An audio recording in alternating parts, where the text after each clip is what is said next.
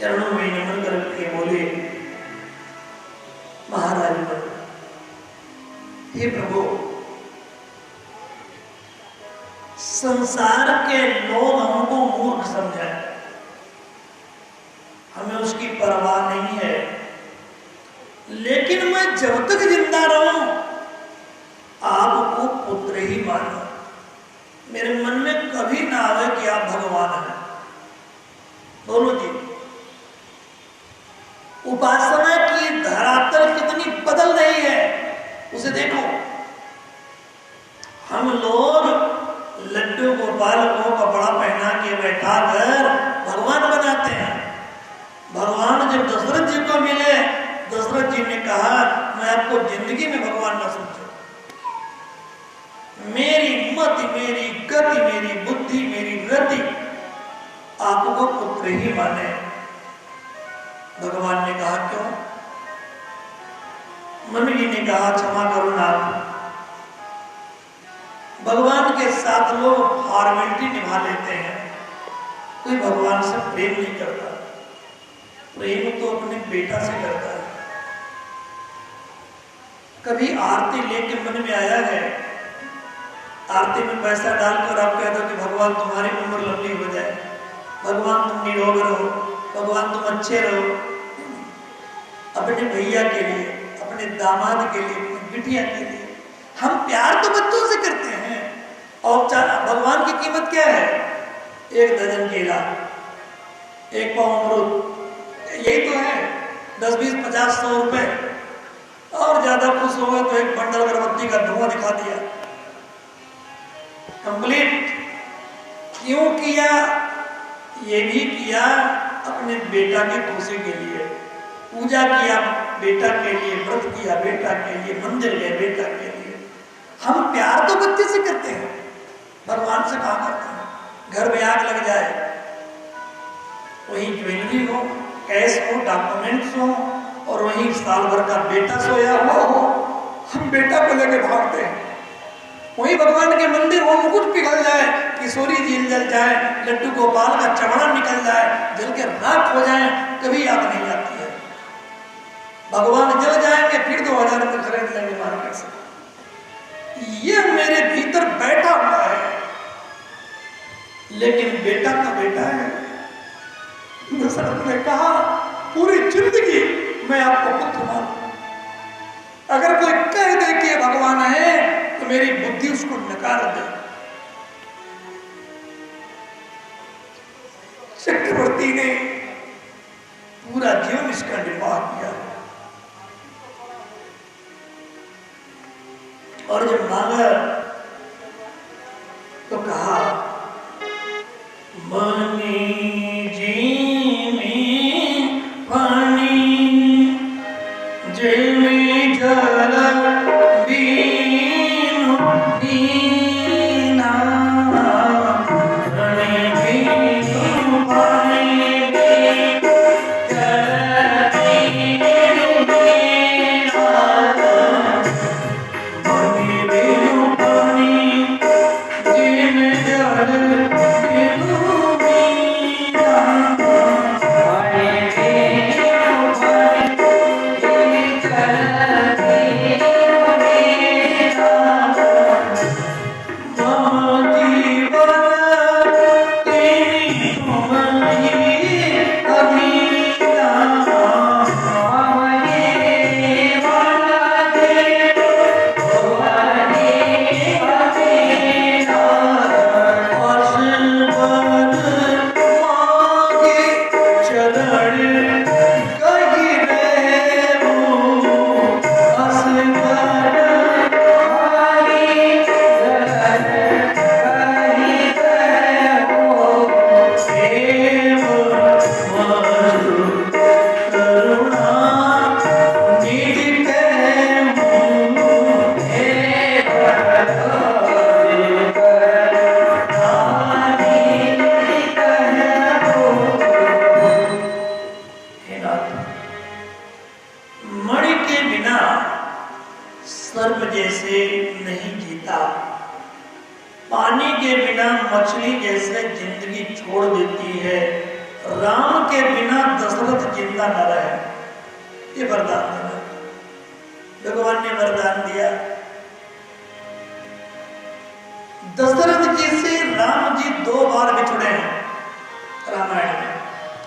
एक बार विश्वामित्र जी मांग कर ले गए और एक बार कैकेयी जी ने वनवास मांगा। एक वरदान है मणि बिनु फनी और दूसरा है जल बिनु मीना।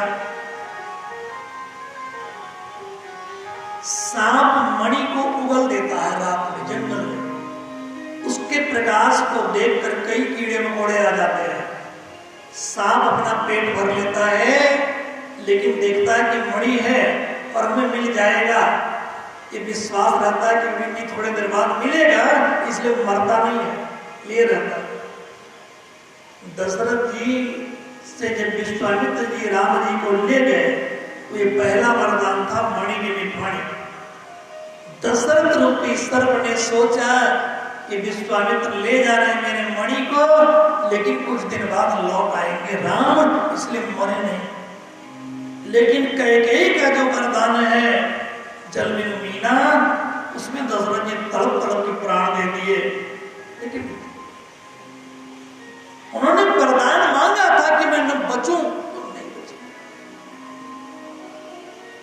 इसीलिए जब तक जिंदा रहे राम को गोद में खिलाए, और जब मरने का समय आया तो राम के वियोग में प्राण को छोड़ा। लकड़ी कंकड़ पत्थर की तैयारी नहीं किया था। एक दशरथ है। वंदो आबद गुबार सत्य प्रेम जय राम पद बिछुड़त दीन दयाल प्रियतम प्रीणिव परिहरऊ।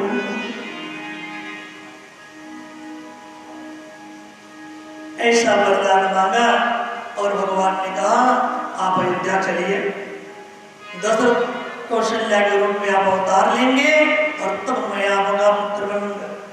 ऐसा आशीर्वाद देकर के ठाकुर महाराज चले गए। अब भगवान कैसे आएंगे, मक्खन कैसे निकलता है? देखो जी, पहले कई लोग पूछते हैं भगवान कहाँ है महाराज। उपनिषद ने कहा तिलेषु तैलम दधनीम सर्पिः काष्ठम यथा अग्निम वा प्रवेक्षते। तिल में तेल, मक्खन में घी, लकड़ी में आग हर समय है। लेकिन तिल से पूरी नहीं छाना जा सकता और मक्खन से दिया नहीं जलाया जा सकता, और लकड़ी पर बैठ करके 2-4 कुंटल लकड़ी का चैला ओढ़ करके जनवरी फरवरी में गर्मी नहीं प्राप्त की जा सकती। तिल से तेल निकालना पड़ेगा, मक्खन से घी निकालना पड़ेगा, लकड़ी से आग को निकालना पड़ेगा, अंतर्यामी परमात्मा को बहिर्यामी बनाना पड़ेगा। जब परमात्मा को प्रकट कर लोगे तो सारा सुख मिल जाएगा। ये तो करना ही पड़ेगा।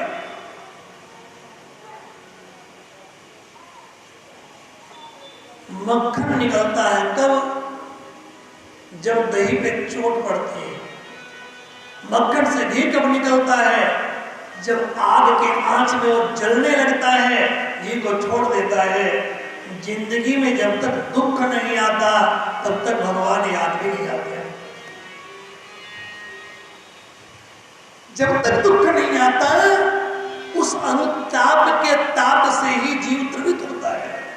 इसलिए सारे महापुरुषों ने भगवान से विपत्ति मांगी है। माता कुंती ने विपत्ति मांगा था, विपदा संतुर सस्वत तत्र तत्र जगत गुरु, हे जगत गुरु हमको दुख देना, कोई न कोई दुख जिंदा रखना वरना तुमको भूल जाऊंगी मैं। अरे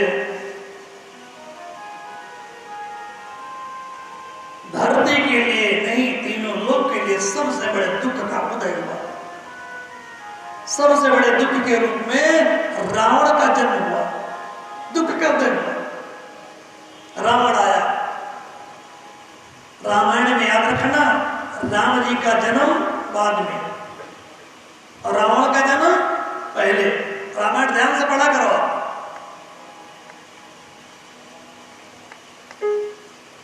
पूनी नारद कर मोह अपारा, पूनी नारद मोह अपारा, पूनी नारद कर मोह अपारा, पूनी नारद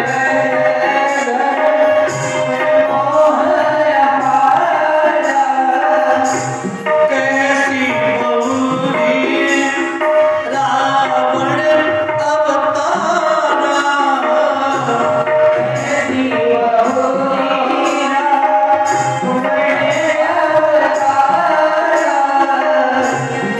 कैसी बहुरी रावण अवतारा, कैसी बहुरी रावण रावण का अवतार हुआ। देवताओं को जीता, यक्ष को जीता, किन्नर को जीता, गंधर्व को जीता, मनुष्य को जीता। देश क्यों बर्बाद हुआ? संगठन के अभाव में, यूनियन के अभाव में। हम गोरे काले के चक्कर में, नाटे लंबे के चक्कर में, सुंदर पुरुष के चक्कर में, धनी और गरीब के चक्कर में वर्गीकृत होते चले गए। सन्यासियों में भी कनफटा, उदासी, त्यागी, शैव, अणवत्य, वैष्णव, आचार्य इतने खंड बन गए, बिखर गए। रावण ने देवताओं पर आक्रमण किया। देवताओं ने मनुष्यों से कहा कि तुम लोग यज्ञ करो, मेरा भोजन बंद हो गया, मैं कमजोर पड़ रहा हूं, तुम यज्ञ करो वरना मैं हार जाऊंगा। तो मनुष्य हंसे।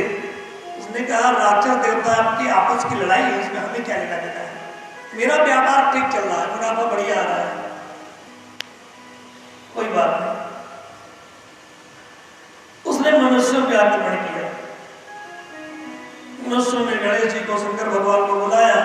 देवताओं ने कहा जब मैं पीट रहा था तो तुम तो मजा ले रहे थे, अब मैं क्या करूं इसमें? तो मनुष्य को जीता।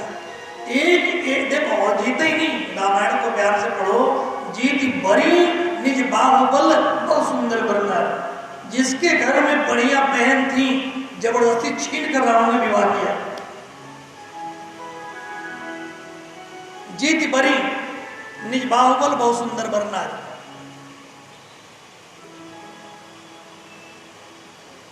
जिसके घर में अच्छी बेटी थी, छीना, और उसने छीन करके विवाह जबरदस्ती किया। पहले तो लोग समझते थे कि बड़े लोगों की लड़ाई है, फिर छोटों को ऊपर आपत्ति आई, फिर और छोटों पर आई, और सबकी इज्जत चली गई, सबके साथ अत्याचार हुआ, तो लोगों का स्तर झुक गया। और सारे लोगों ने कहा कि गलती हो गई। पहली बार कॉलोनी में जब लोग उसके आए थे, हम सब लोग मिलकर उसको दौड़ा लिए होते, उसका विरोध किए होते, तो उसका मनोबल न बढ़ता। लेकिन हम लोगों ने व्यक्तिगत लड़ाई मानी, इसलिए आज हम सबके सब मान मर्यादा रहित हो गए हैं। अब क्या करें? विश्व के सारे समुदाय के लोग मैदान में बाहर निकल आए और एक दूसरे को क्षमा मांगते हुए बोले कि भाई साहब हमसे गलती हुई, हमने सुना था कि रावण की सेना आपको प्रताड़ित कर रही है, लेकिन मेरे हाथ आपके मदद के लिए नहीं उठे थे, मैं इसके लिए क्षमा मांग रहा हूं, अब क्या करें? सारे देवताओं ने कहा कि अब तो भगवान के अलावा कोई रास्ता नहीं, चलो ब्रह्मा जी के पास। ब्रह्मा बुद्धि के देवता हैं। हम लोग जब बहुत परेशान होते हैं तो सर पे हाथ रख के सोचते हैं, बुद्धि से पूछते हैं बताओ क्या करें? सारे देवता गए ब्रह्मा के पास। ब्रह्मा जी ने बहुत बढ़िया बात कही। ब्रह्मा जी ने कहा कि सुनो, जिंदगी की कुछ समस्या ऐसी है जिसका समाधान बुद्धि के पास भी नहीं होता है। बुद्धि से हर समस्या का समाधान नहीं निकलता है। कहीं कहीं आपका सारा गणित बेकार हो जाएगा और आपको लगेगा नहीं किसी से परामर्श करना चाहिए। ब्रह्मा ने कहा कि हम लोगों को भगवान के पास चलना चाहिए, तो सब लोगों ने कहा पता बताओ भगवान कहाँ है। अब जो जैसा जानता था, किसी ने कहा वैकुंठ में है, किसी ने कहा स्वर्ग में है, किसी ने कहीं बताया। शंकर भगवान ने कहा पार्वती। उस सभा में मैं भी था और मैंने कहा कि परमात्मा कहीं नहीं है, केवल तीव्र इच्छा से पुकारो, जहां पुकारो परमात्मा वही है। उसके पाने का एक मापदंड है, एक मानक है, बहुत तेज बेचैनी, बहुत तेज पुकार। ये जो प्रार्थना हम लोग करते हैं नकली आडंबरी, इसको छोड़ना पड़ेगा। मैंने खूब देखे हैं जो लोग वुडलैंड का जूता होता पहन के आते हैं 4-5 हजार का, अगर वो बाहर निकल दें, निकाल के आ जाए अंदर आरती में, तो पूरा दिमाग में जूता लेके जाता है। क्या होगा पता नहीं, निकलेंगे बाहर मिलेगा कि नहीं मिलेगा। उसके बाद वो केवल घड़ी देखता है कब बंद हो आरती, कब हम निकले। वो बोलता है तुम्हें वो माता फिर याद आती, जूता की बोलता है चल पिता, तुम्हें वो बार बार उसका ध्यान बढ़ता है चारों तरफ। ये अब देखना जी, ध्यान खंड खंड हो जाता है। प्रार्थना मुंह से नहीं, शरीर के रोए रोए से फूट पड़ना चाहिए। जैसे हिमालय के कोख से गंगा की धारा फूट पड़ी है, ऐसे आंख, नाक, कान, मुंह, हृदय, मन, मस्तिष्क रोए रोए से अपनी दीनता, अपना पाप, अपनी क्षमता, अपनी चालाकी, अपने दुष्कर्म सब भगवान के सामने में रख देना चाहिए और फूट कर रोना चाहिए। यह तीव्र अनुताप परमात्मा को प्रकट कर देता है सामने। सुनो, सब मिल करके भगवान की प्रार्थना करो। जय जय सूर्यनाजक जन सुखदाय पड़त पा